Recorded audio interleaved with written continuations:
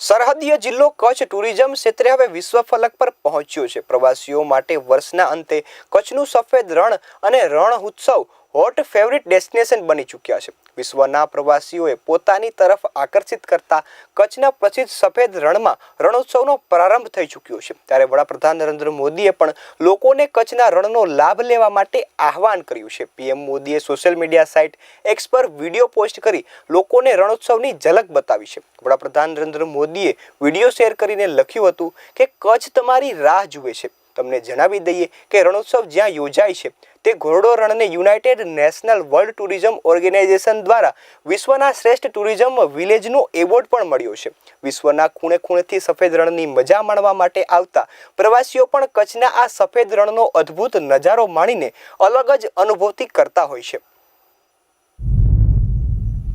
सफेद रण का ये संसार जहां उगते सूरज की किरणें लेती हैं विस्तार और है पूनम की शीतल चांदनी शानदार। कच्छ की समृद्ध परंपरा और संस्कृति, विश्व स्तरीय पर्यटन सुविधाएं, इन सब का संगम है ये महोत्सव रणोत्सव। यहाँ की शानदार टेंट सिटी का लक्जरी से भरा अनुभव आपको बुलाता है तो क्राफ्ट बाजार में कच्छ की आर्ट एंड क्राफ्ट की सुंदरता आपको बांध लेती है।